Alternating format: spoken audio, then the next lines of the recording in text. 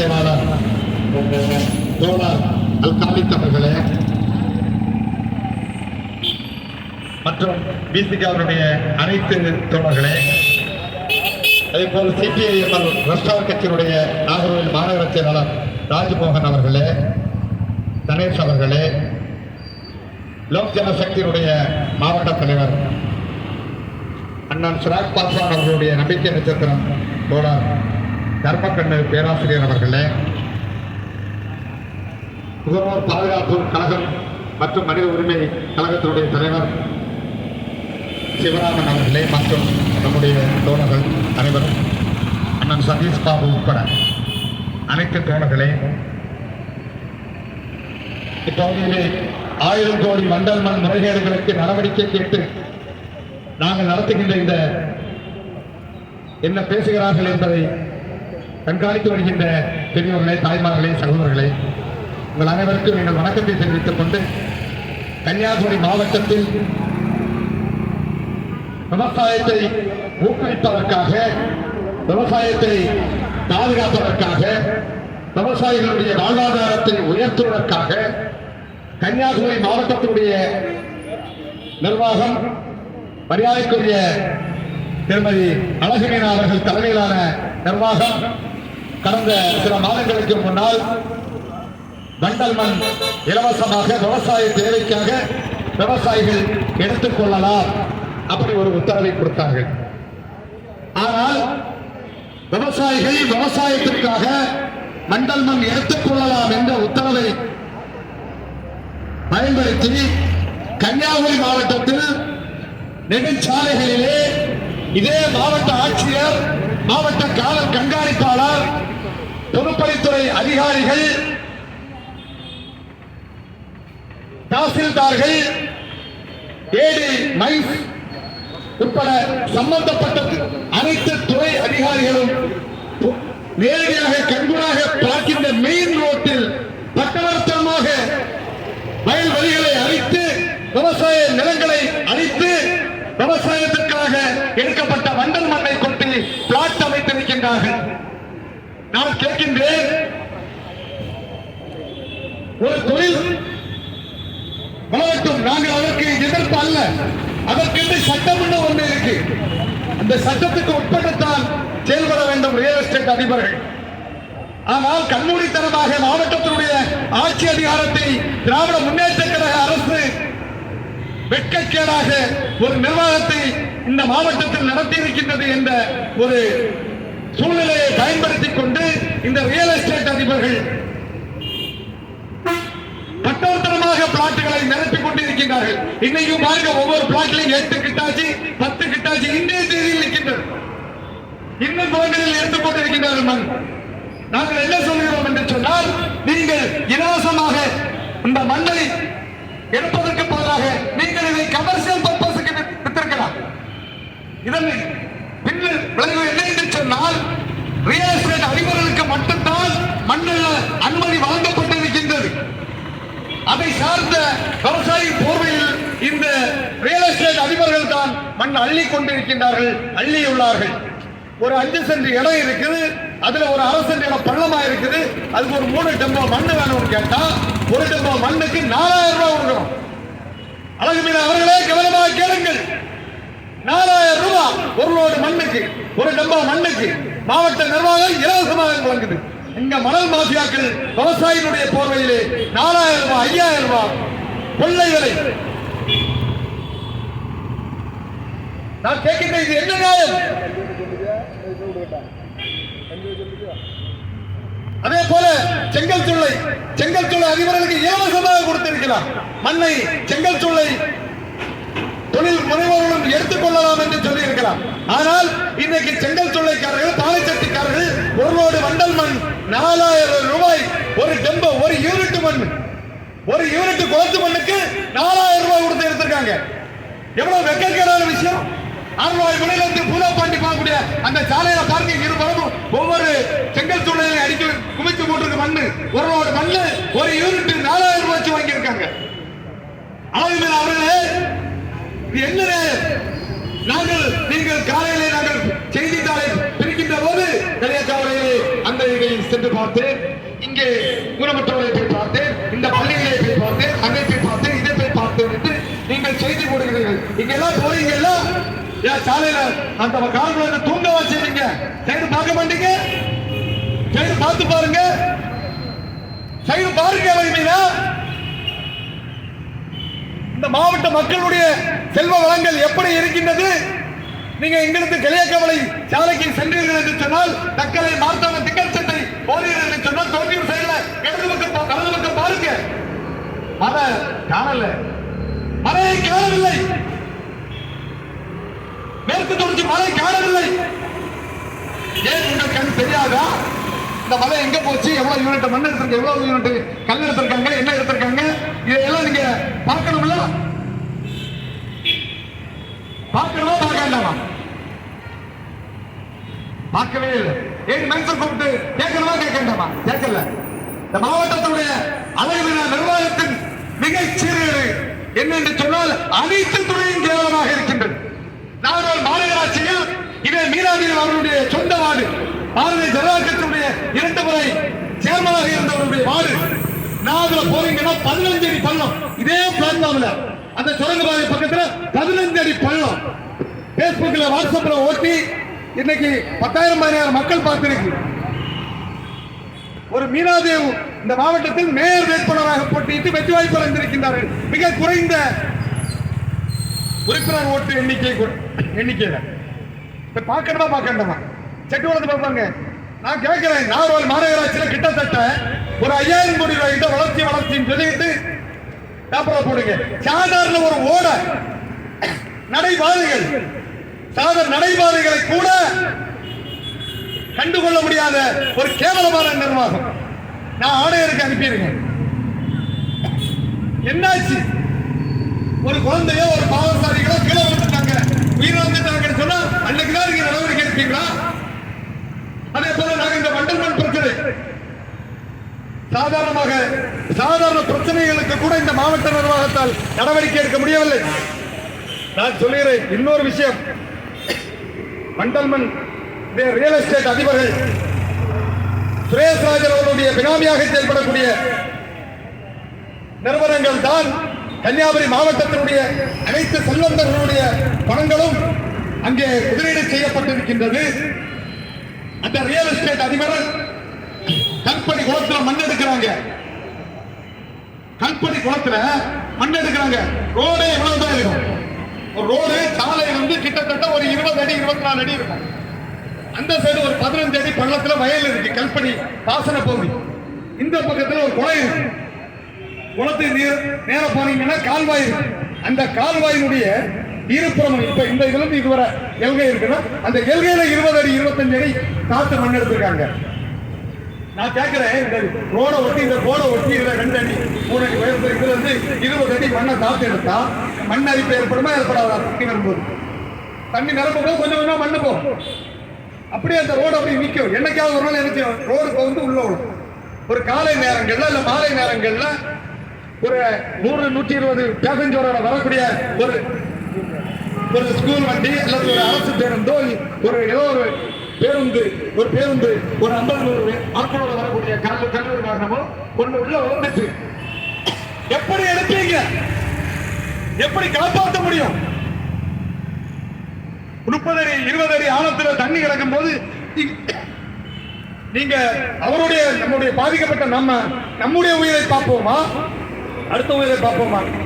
அது ரோட்ல இருந்து பார்க்கும்போது சாடி ஓடி போய் ஒரு ஆளை தூக்க முடியுமா? நம்மளே தக்கடிச்சுலாம் இருப்போம். 25 அடி மனசாட்சி வேண்டாம்.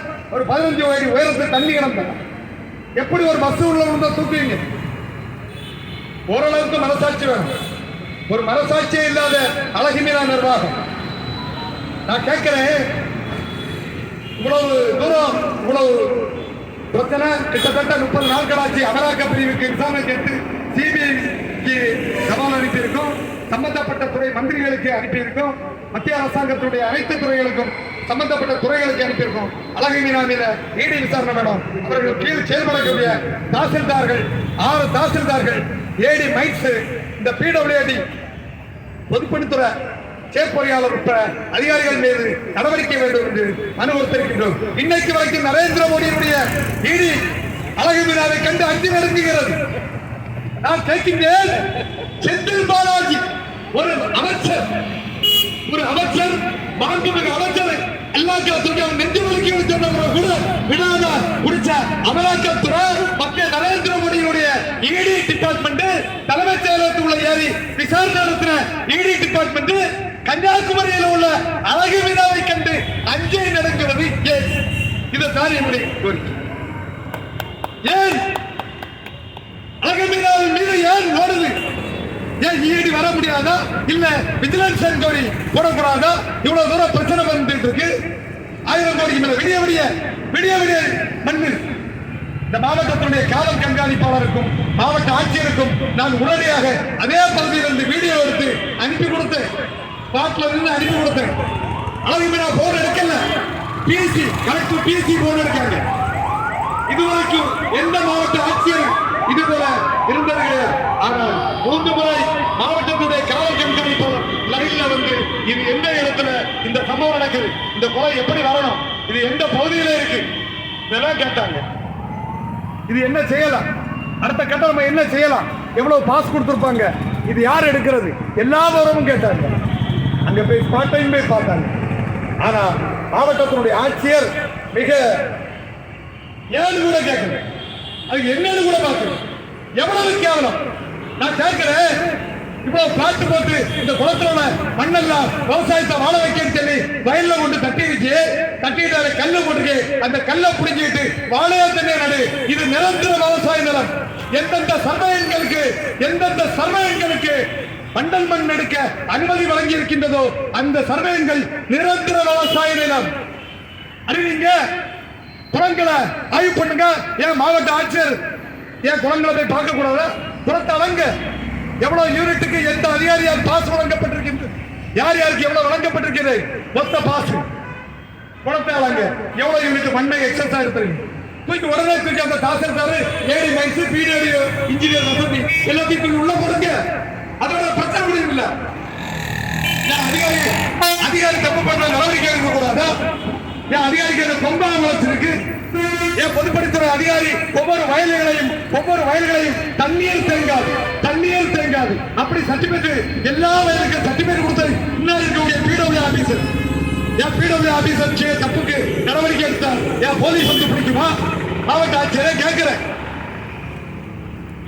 இல்ல இந்த பிடபிள்யூடி ஆபீஸுக்கு இந்த தண்ணீர் தேங்காய் சர்டிபிகேட் கொண்டு வில்லேஜ் ஆபீசர் முதல் தாசில்தார் வரைக்கும் தரிசனோடு ஒரு சான்று வாங்க போறோம்.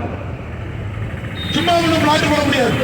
பிளாட் போடணும், அந்த இடத்துல விவசாய இடத்துல வீடு போடணும்னா கண்டிப்பா தண்ணீர் தேங்காய் பிடபிள்யூடி சர்டிபிகேட் கொடுக்கணும். பிடபிள்யூடி சர்டிபிகேட் கொண்டு போய் தாசில்தார் தரிசன சான்று கொடுக்கணும். தரிசன சான்றை வச்சுதான் பஞ்சாயத்து ஆபீஸ், கிராம பஞ்சாயத்துல தலைவருக்கு எக்ஸூட்டி, இப்ப பிடிஓ, டவுன் பஞ்சாயத்து சொன்னா இஓ எக்ஸூட்டி ஆபீசர் செயலாளர். அதே மாதிரி மாநகராட்சியில எல்லாம் டைரக்டா mayor, down planning officer. Down planning எல்லாம் ரொம்ப மோசம். கொல்ல அவ்வளவு வயல்களை அழிக்கிறதுக்கே இந்த ஒரு டிபார்ட்மெண்ட். இதுக்கெல்லாம் சும்மா தூக்கி போட்டு தூரம் போட்டு போட்டேன். எவன் பாட்டு பழைய மாதிரி விட்டுட்டு போக முடியாது. சாமர்த்தியம் விட்டுட்டு போகணும். இவ்வளவு கொள்ளை அடிக்கிறதுனே ஒரு டிபார்ட்மெண்ட் டிடிசிபி. எதுக்கு டிடிசிபி? இல்ல நீ டிடிசிபியை வச்சு நீ என்ன பண்ணலாம்? ஏதாவது வயல்ல பிளாட் போட தரத்தியா? நீ அதுக்கு அப்ரூவ் வழங்கு. வயல்ல பிளாட் போட அப்ரூவ் வழங்க ஒரு டிபார்ட்மெண்ட். எவ்வளவு கேவலம்! இதெல்லாம் தாண்டி பத்திரப்பதிவு துறை. நான் கேட்கிறேன், மாவட்டத்தினுடைய நிலைமை மட்டும் இல்ல, ஒட்டுமொத்த தமிழ்நாடு வெட்கக்கேடாத சர்க்கார். திராவிட முன்னேற்ற கழகத்துடைய மரியாதைக்குரிய ஸ்டாலினுடைய அரசு மிக மோசம். எடப்பாடி பழனிசாமியுடைய ஆட்சியோட பல மடங்கு மோசம். எடப்பாடி பழனிசாமியை கோயில் கட்டி கொண்டுள்ளார். இந்த விடியல் அரசை பார்க்கின்றோம். விடியல் இருக்கின்றது. கருணாநிதியுடைய குடும்பத்தாருக்கு விடியல், திமுக கட்சியுடைய மாவட்ட செயலாளருக்கு விடியல், திமுகவுடைய மேயர் கவுன்சிலருக்கு விடியல், திமுகவுடைய அமைச்சர்களுக்கு விடியல். ஆனால் இந்த அமைச்சர்களை எல்லாம் ஆட்டி படைத்த அமலாக்கத்துறை அழகு மீனாவை கண்டு அஞ்சுகிறது. கன்னியாகுமரி மாவட்டம் கரண்ட் வாரி நான் கேட்கிறேன், இதுக்கு காரணம் பாஜக காரங்க நிறைய பேர் குளத்துல மண்ணெழுதாரு ஒரு தகவல். இவராதான் ஈடியா வராத ஏன் பிஜேபி இப்படி தரங்கெட்டு செயல்படும்? நான் கேட்கிறேன், கன்னியாகுமரி மாவட்டத்தினுடைய நாகர்கோவில் மாநகராட்சியினுடைய 2 முறை நகராட்சி சேர்மனாக இருந்த ஒரு மீராதேவ், அந்த அம்மையாருடைய ஒரு மாநகராட்சியினுடைய ஊழல் முறைகளை பற்றியோ தரமற்ற சாலைகளை பற்றியோ இல்லை, அவர்களுடைய வாழ்விலே இருக்கின்ற இந்த பெரிய பயணம் ஒரு நாள் ஒரு நொடிக்கு 10, 100, 150 பேர் போகக்கூடிய இந்த சுரங்கப்பாதை, பஸ் ஸ்டாண்டுக்குள்ளே சுரங்கப்பாதை, இதுக்கு முன்ன 15 அடி பண்ணலாம். கமிஷன் போய் பார்த்தேன், அது திருமால் கவுன்சிலர் கொண்டு வர சொல்லி இந்த ஒருத்தன் சாமி அடிக்கிட்டு இருக்கான், உண்ணாவிரதம் இருக்க போறான்னு சொல்றான். யார் படுக்கணும் அந்த ஓடைக்குள்ள போய் தலை இருக்க போறான் மனவை கண்ணை சிபிஎம் விவசாய கட்சிக்காரை அந்த ஓடைக்குள் 15 அடி பள்ளத்துக்கு தவறு இருக்க போகிறார். எப்படி நரேந்திர மோடி தேர்தல் நேரத்தில் சொந்த கட்சிக்காரரை கண்டு அஞ்சு நடுங்கி தமிழ்நாட்டில் தஞ்சம் வைத்து விவேகானந்த பாறையில் தவம் இருந்தாரோ அதே போல மனவைக்கண்ணன் நக்சல்வாரி போர் முழக்கம் இந்த ஓடிகளை தவம் இருக்க போகிறது என்று சொன்னவுடன் ஆணையர் ஓடி வந்தார். அந்த ஓடையில ஒரு ஸ்லாப்பு போடுறதுக்கு ஒரு ஸ்லாப் எங்க எவ்வளவோ ஸ்லாப்பை பிடிச்சு போடுறீங்க, எவ்வளவோ சாட்சி வேணும். மீனாட்சி வாய்வதற்காரருக்கு பெரிய கதை உண்டு. ஏற்கனவே அவங்க அடிச்ச கொலையை நடத்தி நம்ம அது சரியான வரட்டு. ஏற்கனவே எப்படி ஏற்கனவே மெடிக்கல் காலேஜ் பெங்களூருக்கு சொன்னாங்க, நான் பார்த்ததில்லை சொல்றாங்க, பொதுமக்கள் மத்தியில் பேசுறாங்க. அப்படி எல்லாம் இருக்கும் அதனால அவங்க அம்மா பயந்துருக்காங்க. அதே போல நாகர்கோவில் மாநகராட்சியினுடைய 13% கமிஷன், 1 கோடி ரூபாய் 13%, 100 1 கோடி ரூபாய் 1 லட்சம் ரூபாய் 1 கோடி ரூபாய் பணி நடந்துன்னு சொன்னா 13% கமிஷன். நம்ம அண்ணனை எல்லாம் கிளியர் பண்ணிடுவோம். 7% கட்சி தலைமைக்கு அப்படியே போயிடும். 7% அப்படியே போயிடும். 2% 48 பேருக்கு பங்கு. ஒரு கவுன்சிலர் மட்டும் ரூபா வாங்க, உதயகுமார் மட்டும் சண்டை போட்டு அவங்களுக்கு ரூபா கொடுக்கலையா இல்லை ரூபா வாங்கல கிடைக்காதனால சொல்லாது. அவரை தவிர பாக்கி அவ்வளவு வரை 48% பங்கு வச்சு 2% போச்சு. அமைச்சருக்கு 1%, 7 9%, 1% 4 மண்டல சேர்மன். அப்ப 7 1 8 7 7 2 9 10 அடுத்த 6% வந்து துறைவேல் 11 நம்ம ராசா. அப்ப இங்க மொத்தம் என்னன்னா என்ன பண்ணாலும் சரி உள்ளது கரெக்ட். கேட்கிறாரு தேர்தல் நேரத்தில் பிரச்சாரம் சொன்னாரு, எங்க ஆட்சியில யாருமே எந்த கவுன்சிலருமே போராட்டம் நடத்தல.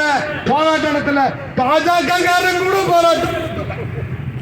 மேலுடைய சாதனை இந்த நாகர்கோவில் மாநகராட்சியில மேலுடைய சாதனை என்னன்னு சொன்னா பாஜக காரன் கூட போராட்டம் நடத்தல. என்ன கரெக்டா வாங்கிட்டு விசுவாசமா இருக்கு. ஆனா கண்டிப்பா இந்த மாவட்டத்தினுடைய நாகர்கோவில் மாநகராட்சியில நம்ம மேயரா இருக்கக்கூடிய அண்ணன் தான் கண்டிப்பா சட்டமன்ற உறுப்பினர் ஆவார். அதுவும் தெரியும். ஏன்னா இந்த விசுவாசத்தை கண்டிப்பாக பாரதிய ஜனதா கட்சிக்காரர்கள் தேர்தலிலே காட்டுவார்கள். அதனால நான் அண்ணன் வந்து சட்டமன்ற உறுப்பினர் இல்ல, அவர் அமைச்சராக வேண்டும்.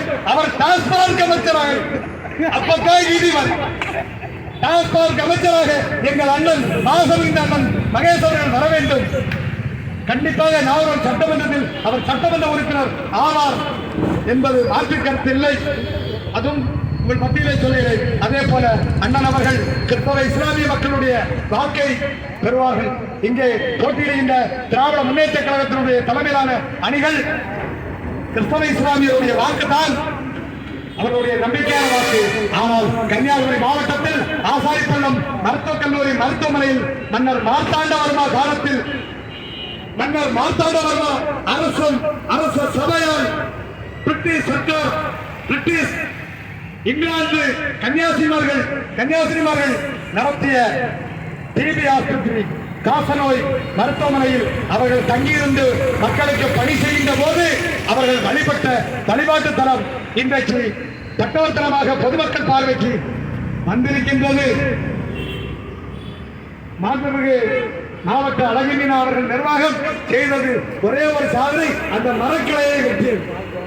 அவருடைய நம்முடைய அழகிரியினுடைய நிர்வாகத்தினுடைய சாதனையாக கன்னியாகுமரி மாவட்டத்தில் சங்கிகளுக்கு ஒரு மரண பயத்தை கொடுக்கின்ற ஒரு ஆர்சி சர்ச்சி மன்னர் மார்த்தாண்ட வர்மா அரச சேவையால் அங்கீகரிக்கப்பட்ட கிறிஸ்தவ வெளிநாட்டு கன்னியாகுமரி பெண்மணிகள் தங்கியிருந்து மக்களுக்கு சேவையாற்றி அங்கே வழிபட்டு சென்ற இந்த கிறிஸ்தவ ஆலயம் இன்றைக்கு பொதுமக்கள் பார்வைக்கு வெளிவந்திருக்கின்றது. இறைவனாக அந்த இயேசு கிறிஸ்து அவர்கள் இன்றைக்கு கன்னியாகுமரி மாவட்ட மக்களுக்கு தேர்தல் நேரத்திலே காட்டியிருக்கின்றது சிலுவை இருக்கின்றது. உடனடியாக மாவட்ட ஆட்சியர் என்ன செய்ய வேண்டும், அழகு விழா என்ன செய்ய வேண்டும், உடனடியாக ஆசாரிகுளம் மருத்துவக் கல்லூரி மருத்துவமனைக்கு சென்று அந்த பகுதி ஆய்வு நடத்த வேண்டும். அங்கே 3 கல்வெட்டுகள் இருக்கின்றது. கிறிஸ்தவ கன்னியாகுமரி அவர்கள் அந்த சபையிலே நடத்தி வந்த நேரத்தில் 6வது நிறுத்துவதற்கான அந்த மேடை உள்ளே இருக்கின்றது. அந்த மேடை இருக்கின்றது, அதற்கு அடையாளம் இருக்கின்றது, அங்கே கல்வெட்டுகள் இருக்கின்றது. பிரிட்டிஷ் சர்க்கார் அங்கீகாரம் வழங்கி மன்னர் மார்த்தாண்டவர்மா அரசு அன்றைக்கு நியாயமாக அந்த கன்னியாகுமரி அவர்களுக்கு காச நோய் பாதிக்கப்பட்ட நோய்வாய்ப்பட்ட மக்களை பாதுகாப்பதற்காக அவர்களுக்கு மருத்துவ உதவி செய்வதற்காக கன்னியாகுமரிகளுக்கு அந்த சேவை செய்வதற்காக அவர்களுக்காக வழங்கிய அந்த ஆலயத்தை இன்றைக்கு அழகிரி நிர்வாகத்தில் பணிச்சென்ற சிலுவை வெளியே வந்திருக்கின்றது. சிலுவையை பாதுகாப்போம், வழிபாட்டு ஸ்தலத்தை பாதுகாப்போம். அப்படி மாவட்டத்தில் சங் பரிவார கும்பர்களுக்கு இந்த மாவட்ட நிர்வாகம் அழகிரி நிர்வாகம் அடிபணியினார். கண்டிப்பாக மணவைக்கண்ணன் மாவீரன் மணவைக்கண்ணன் தலைமையில் கிறிஸ்தவ ஆலயத்தில் 6வது நடத்துவேன். என்ன வந்தாலும் பரவாயில்லை. நான் ஏற்கனவே இந்த மாவட்டத்தில் 14 நாள் ஜெயில பார்த்தாச்சு. முன்னாடி நான் ஜெயில ஓரமா அந்த ஓட்ட வழியா பார்ப்பேன். உள்ள என்ன இருக்கு, உள்ள ஒண்ணும் தெரியாது, 2 டப்பா தான் தெரியும். உள்ள உத்து பார்த்தேன். ஆனா இதுதான் ஜெயிலு, இவ்வளவு தான் மேட்ரு இவ்வளவுதான். இங்க கிடந்தா கத்தி சாப்பிடணும், கத்தி பிச்சை எடுத்து சாப்பிடணும். அங்க டீசன்ட் சாப்பாடு கொண்டாடி கூட அப்படி கவனிக்க மாட்டான், அந்த மாதிரி கவனிக்கும். அங்க இருந்து சூப்பர்.